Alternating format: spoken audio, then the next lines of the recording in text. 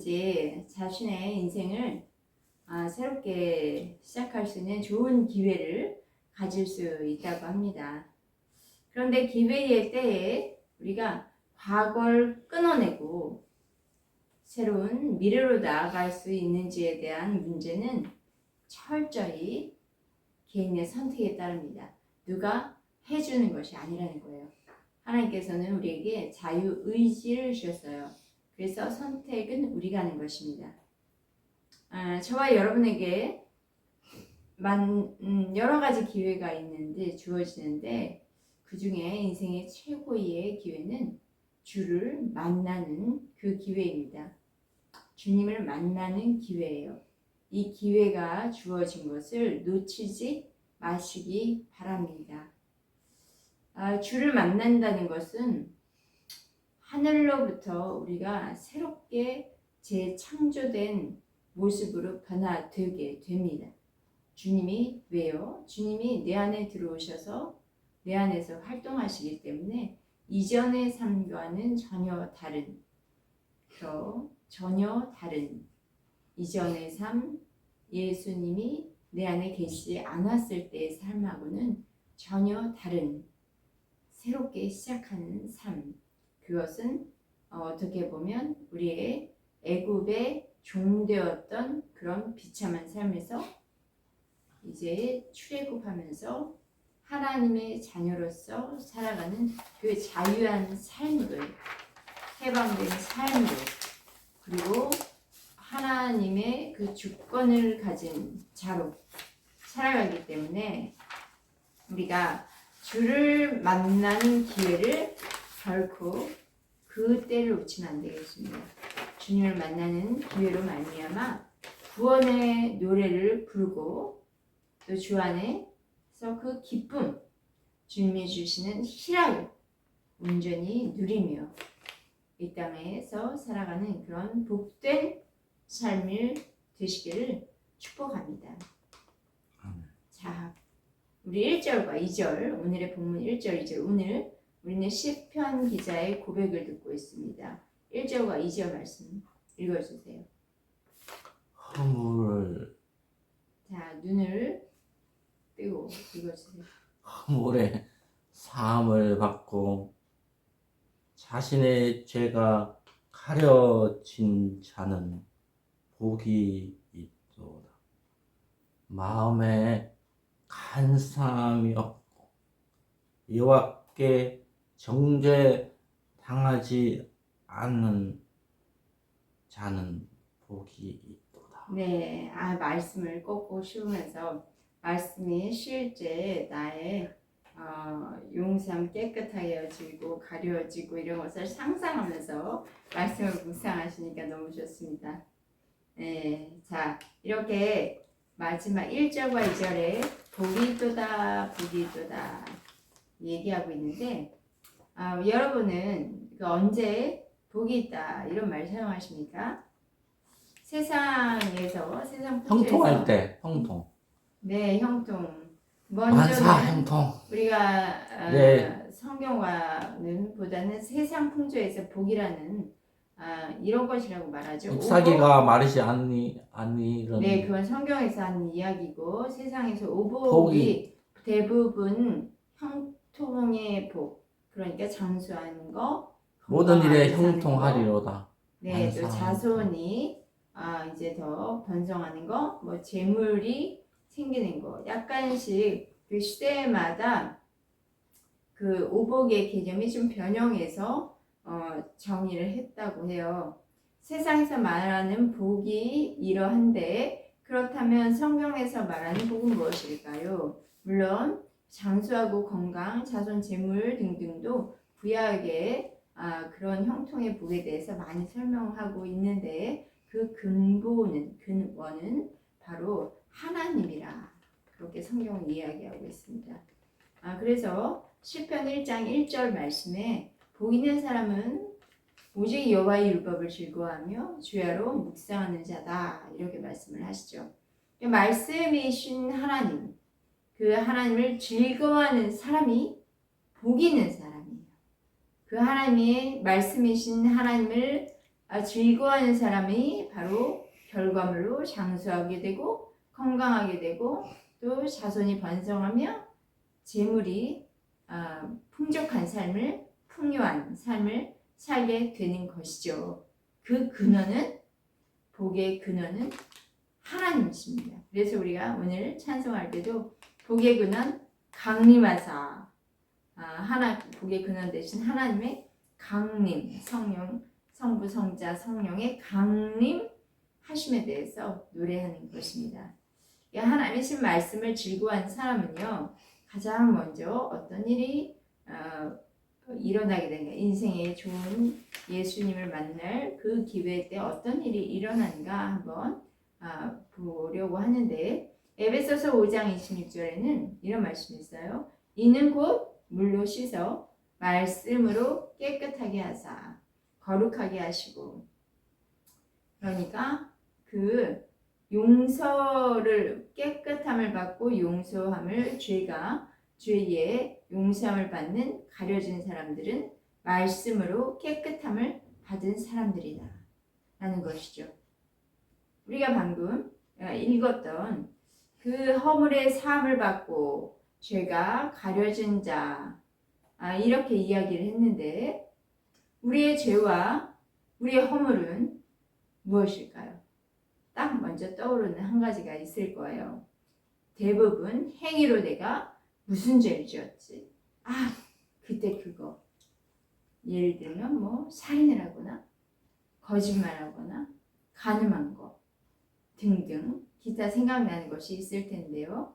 그렇습니다. 그런 행위로 짓는 죄를 포함해서 인데 행위로 짓는 죄만 죄인가요? 허물인가요? 이보다 더 중심에 있는 것까지도 죄입니다. 우리는 생각으로는 정말 무수한 죄를 짓고 있어요. 미워하는 생각, 거짓을 꾸미고자 하는 어떤 계략, 생각 또는 안에 부글부글 끓어오는 성적 욕망, 쾌락을 즐기는 그런 생각도 다 죄입니다. 마음의 깊은 곳에 이런 죄가 웅크리고 있는데 다 버티고 앉아있는 거예요. 그런데 겉으로는 난 살인 안 했어, 거짓말 안 했어, 간음 안 했다고 라고 말하죠. 그래서 마치 죄가 없는 것처럼 한달지라도 영이신 하나님 또 영이 사탄은 우리의 속마음을 다 꿰뚫고 있어요. 우리 가장 깊은 폐부를 알고 있어요. 영을 우리는 속일 수가 없어요. 여기에 간사하다고 표현했는데 우리는 간사하다는 속이다라는 거예요. 속일 수가 없습니다. 하나님은 그 허물과 죄로 인해서 우리가 모두 죽음에 이를 수밖에 없다는 것을 알고 계셔요. 그래서 하나님의 그 사랑하시고 그리고 하나님의 형상으로 지은 그 모든 인간들을 정말 구원해 주고 싶으셨습니다. 방법이 없었어요. 아들을 죽이는 거예요. 그래서 하나님의 자녀 사람들을 구원하시기 위해서 또 그 모든 죄가 사망을 일으키기 때문에 그 근본인 죄를 깨끗하게 없애주시기 위해서 그의 아들 바로 예수님을 보내주시고 대속제물로 삼으셨습니다. 말씀의 육신이 되어오신 예수는 십자가에서 제물이 되셨어요. 그 제물은 바로 우리의 죄를 속량하시기 위한 제물이 되신 것입니다. 우리는 우리의 허물과 죄는 이제 예수 그리스도의 십자가에서 흘리신 그 보배로운 피로 씻음을 받았습니다. 우리의 죄 생각해 보세요. 내 생각으로 짓는 죄가 만약 드러난다면 얼마나 부끄러울까요? 그런데 우리의 죄의 수치도 예수님께서 가리워 주셨습니다. 예수님은 하나님이시죠. 그 하나님은 우리의 죄를 빵빵빵 법정에서 너 죄인이야 정할 수 있는 분이 바로 하나님이신데 하나님은 우리를 정죄치 아니하시고 죄를 가리워 주시고 허물을 용서하시고 우리를 모든 죄에서부터 해방하여 주셨습니다. 그러므로 저와 여러분은 예수 그리스도를 믿을 때 예수 그리스도로 말미암아 모든 허물과 죄에서 해방된 그런 복 있는 사람들이 되었습니다. 우리는 이렇게 복이 있는 사람으로 살고 있고 또 그렇지 않다면 복 있는 사람으로 살기를 원합니다. 누가 죄를 다 드러내면서 그렇게 이 땅에서 사망과 수치를 경험하면서 살고 싶으시겠어요? 네. 복이 있는 사람 예수 그리스도를 믿을 때 마음으로 주님이 나의 허물과 죄를 다 용서하시고 가려 주셨구나 라는 것을 믿고 받아들일 때 그럴 때 우리는 복 있는 자가 되어서 하나님의 말씀을 즐거워하며 주야로 먹는 그러면서 기뻐하는 삶을 살게 되는 것입니다.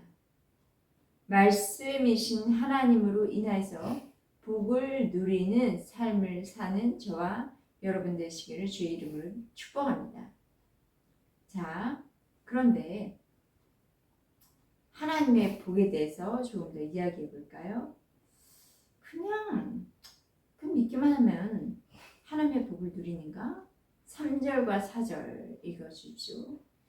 내가 입을 열지 아니할 때 종일 신음함으로 내 뼈가 쇠하였도다. 주의 손이 주야로 나를 누르시오니 내 진액이 빠져서 여름 가뭄의 마름같이 되었나이다. 네, 입을 열어서 뭔가를 말하라는 거예요. 그렇지 않으면 종일 너는 신음할 거야. 너 뼈가 쇠할 거야. 이게 무슨 의미일까요? 입을 열지 아니한다는 것은 벙어리처럼 입을 다물고 있는 것인데 이것은 우리 1절에서 말하고 있듯이 우리의 죄와 우리의 허물을 하나님 앞에 토설하기를 원합니다. 우리의 죄를 토설하고 자백하지 않으면 진액이라는 것은 이제 힘을 이야기하는데 그 힘이 다 빠져서 여름 가뭄에 마름같이 생기가 전혀 없는 그런 상태가 되는 것이죠. 자, 우리가 살면서 이런 표현을 좀 해요. 저도 이런 표현 가끔 하는데요. 눌린다 라는 표현을 합니다. 눌린다. 어디에 눌림? 여기서 주의 손이 주야로 나를 누른다. 4절에 이렇게 말씀하시는데 우리가 눌린다 라는 것은 뭐에 눌리는 걸까요? 1차적으로 죄의 눌림을 말씀합니다.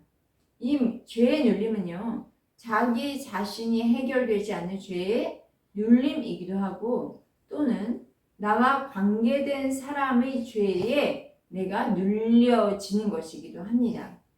왜? 죄는 어둠의 영, 악한 영을 불러들이면 합법적으로 불러들여요. 그러므로 죄를 빛 가운데 드러내서 깨끗이 제거되고 이걸 축사라고 하죠. 나가야 하는 것이에요. 그런데 죄에 대해서 그냥 머리에 생각만 하고 제가 예수님 용서해 주신다고 했으니까 용서 안 받겠지. 이런 것으로는 죄가 나가는 것이 아니라 죄는 빛 가운데 드러내면서 토설할 때 주님, 내가 죄인입니다. 내가 주님이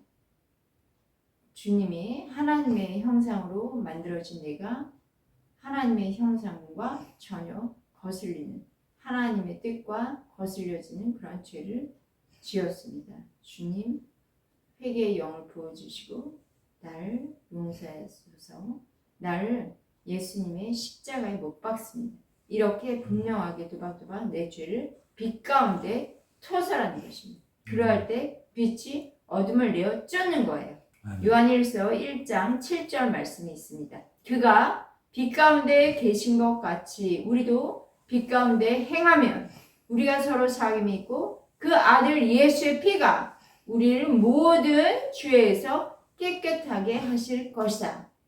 그래서 오늘의 시편 기자는 결단하는데요. 5절과 6절 말씀입니다. 읽어주세요. 내가 이르기를 내 허물을 여호와께 자복하리라 하고 주께 내 죄를 아뢰고 내 죄악을 숨기지 아니하였더니 주께서 내 죄를 사하였나이다. 이로 말미암아 모든 경건한 자는 주를 만날 기회를 얻어서 주께 기도할지라. 진실로 홍수가 범람할지라도 그에게 미치지 못하리이다. 아멘. 자신의 허물을 그냥 내가 처리할 수 있다고 생각하는 건 그건 무지입니다.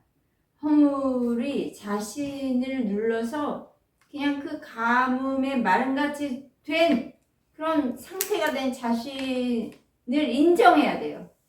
그 어떤 사람은 자신의 허물을 자신이 처리하겠다고 그냥 버티거나 힘을 기르는 사람들, 자신의 힘, 육신의 힘을 기르는 사람이 있어요. 뭔가 실력을 쌓기도 하고. 그거 허물을 가리기 위한 실력, 허물을 가리기 위한 어떤 인간의 힘과 의지, 그런 것은 소용이 없습니다. 죄를 닦아낼 수가 없어요. 그래서 이런 사람들은 허물로 인해서 자기가 지금 사망에 있는 자신의 상태를 모르고 그냥 겉으로 있는 어떤 실력이나 힘만 키우고 권력을 가지면 내가 이 죄를 커버할 수 있으리라 생각하는 것은 어리석은 것입니다. 이 시간 성령님 우리에게 임하여 주시옵소서. 나의 죄와 나의 허물을 알게 하소서. 나의 죄를 보게 하소서. 내 죄악을 주님 드러나게 하소서. 감추어져 있던 죄악도 드러나게 하여 주소서. 죄를 드러나지 못하게 하는 방해하는 성령을 회방하는 악한 영을 예수의 이름으로 이 시간에 꾸짖고 내보냅니다. 떠나갈지어다. 죄의 용서를 막는 또 하나님과의 화해를 막는 악한 영은 분리의 영 예수의 이름으로 떠나가 성령의 불로 태워질지어다. 아멘. 죄를 아뢰고 또 죄를 숨기지 아니하는 자에게 주시는 주님의 그 용서, 죄를 자백한 자들에게 주시는 주님의 용서와 평강은 하늘로부터 임하는 평강입니다. 세상이 주는 평강과 달라요. 우리 세상에서 어떤 문제 해결되고 어떤 꼬였던 뭐가 힘들었던 문제가 해결된 가운데 오는 평강은 일시적인 평강입니다. 그러나 하늘에서 오는 그 평화와 평강을 맛본 자는 그 평강을 더 누리기를 소망하게 되고 불안하지 않습니다. 사람의 위로와 말에서 오는 안정감 그런 것과는 차원이 달라요. 하늘의 보좌로부터 흘러나오는 그 생수의 강이 뿌려진 것 같은 시원함과 평강함 또 용서함 그런 하나님의 마음이 부어질 때 내 안에도 타인을 향한 용서함이 베풀어지는 것입니다. 우리가 이런 영적인 원리를 알므로 말미암아 그 죄의 깨끗함을 받은 경건한 사람은요 주를 만날 기회를 얻는 거예요. 주를 만날 우리 아까 예배 시작하면서 우리에게는 여러 가지 몇 번의 기회가 인생에 크게 터닝할 수 있는 기회가 오는데 주를 만난 기회로 만나게 될 때 우린 이렇게 죄에서 깨끗함을 받고 모든 죄와 허물이 가리워지며 주를 만남으로 기도하게 되는데요. 이렇게 주를 만난 사람 이 바로 구원이죠. 구원받은 사람은 어떤 자신이 처한 환경이 재난이 올지라도 홍수가 그냥 범람해서 넘칠지라도 와 사람들은 막 떠내려가고 와 죽네 어쩐다 할지라도 내가 막 그 가운데 사람들은 막 뭐라도 어떻게 해보죠 부지런하게 힘쓰고 애쓰고 막 에너지 거기서 다 쏟아붓지 않습니까? 하지만 주를 만난 사람은 마치 홍수가 났을 때 노아의 배를 타고 그 안에 안정감, 평안한, 또 이렇게 옆으로 쓱 배가 넘어질, 이렇게 흔들리다가도 딱 복원되는 복원. 그 시스템, 하나님의 시스템 안에 딱 들어간 것이기 때문에 하나님께서 친히 막아주시고 보호해 주시는 것을 경험하게 됩니다. 그러므로 주님을 만날 기회를 얻은 사람들의 고백은 이러한데요. 7절 말씀 한번 읽어볼까요? 주는 나의 은신처시요 환난에서 나를 보호하시고 구원의 노래로 나를 부르시리이다. 네, 주님은 나의 은신처다. 나는 이것은 꼭 피난처가 되신다. 환난에서 나를 보호하여 주신다. 주는 구원의 노래로 나를 둘러싸는, 이 나를 두르다는 것은 둘러싸는 분이십니다.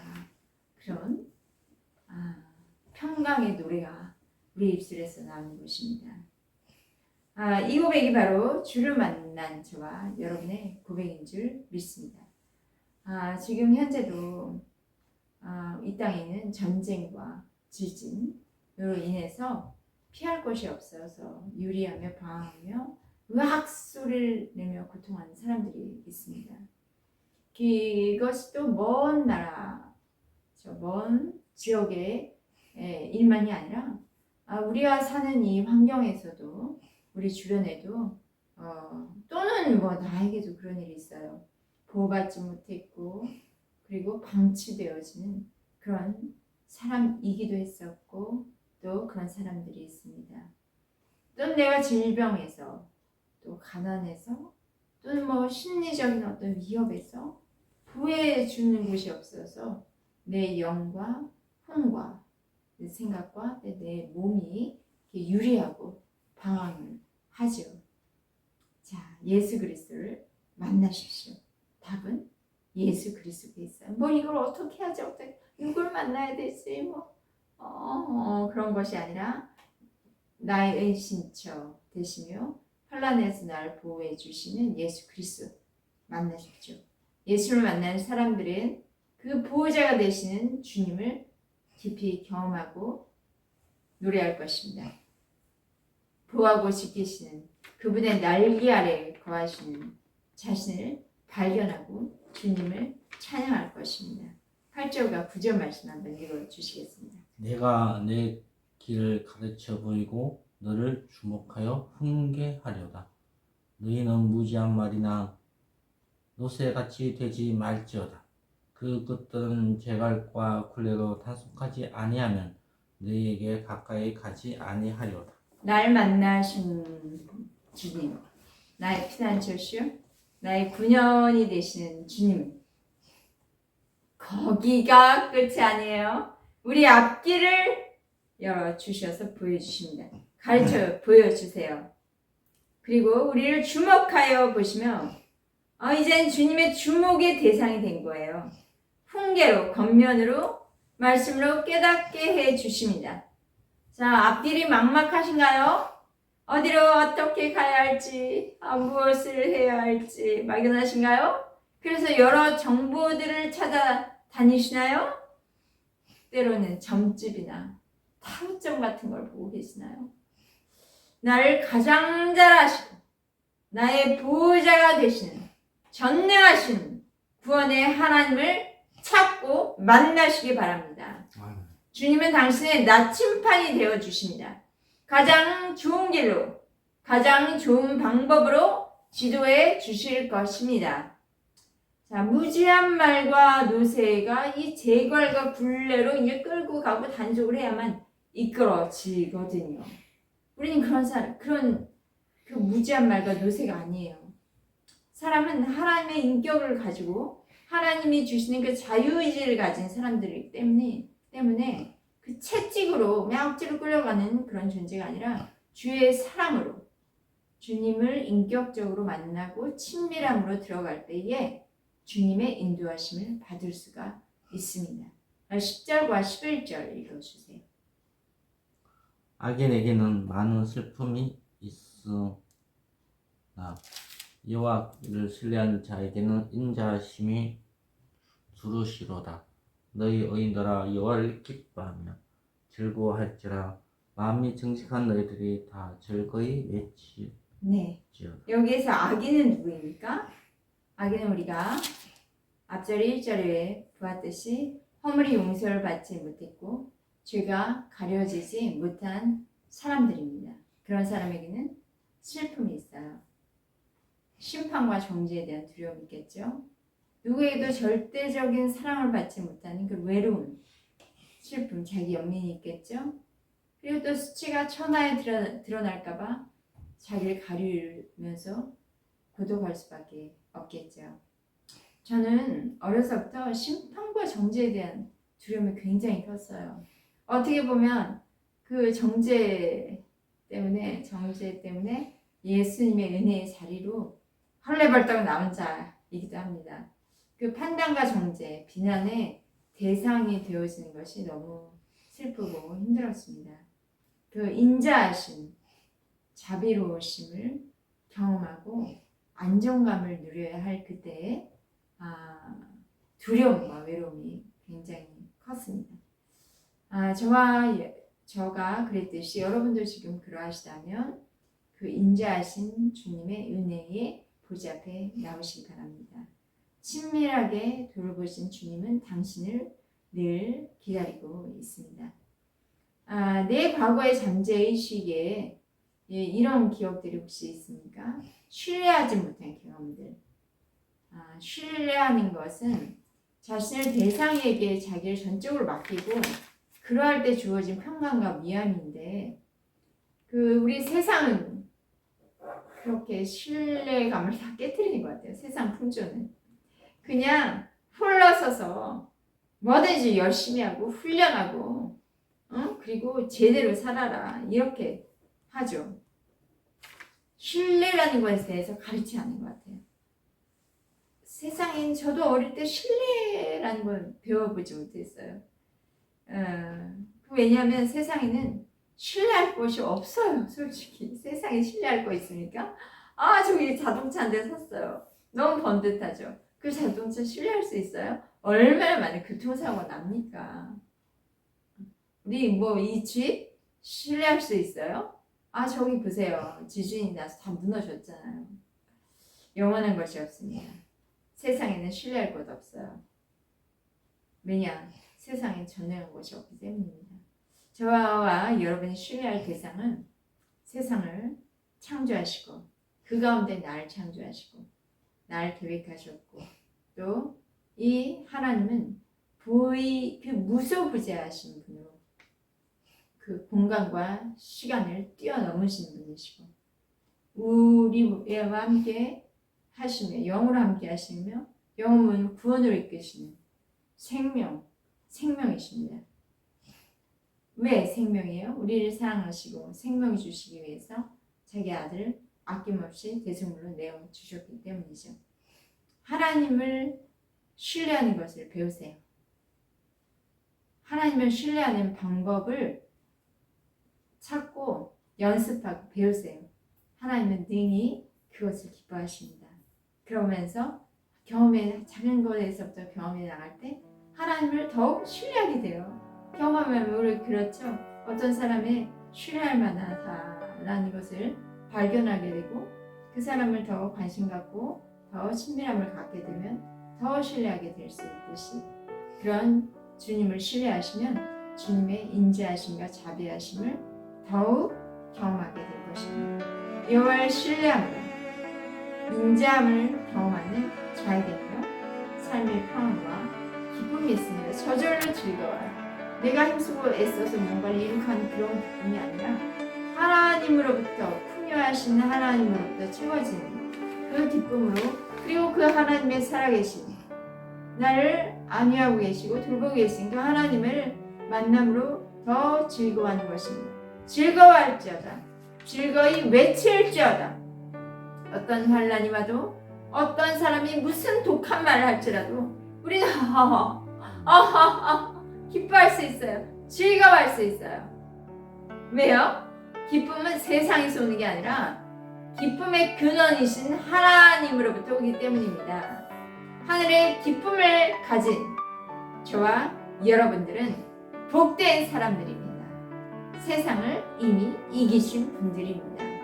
주를 만난 기회를 얻는 여러분을 축복합니다. 우리 주님은 어제 만났다고 오늘 안 만나요? 정말 사랑하는 사람 계속 만나고 싶죠? 주님을 계속 그렇게 만날 기회를 찾고 두드리시고 계속 주님께서 기회를 주십니다. 이런 말씀이죠. 지금은 보라 은혜 받을 만한 때요. 보라 지금은 구원의 날이로다. 은혜 받을 만한 때 구원의 날 만난 이때 저와 여러분이 주님을 만남으로 1차적으로 죄에서 깨끗함을 받아 그리고 주님의 그 평강 안으로 들어가시며 결국은 기쁨이 내 안에서 돌출되어 나오며 세상을 기쁨으로 많이 주시는 저와 여러분 되시기를 주의 이름으로 축복합니다.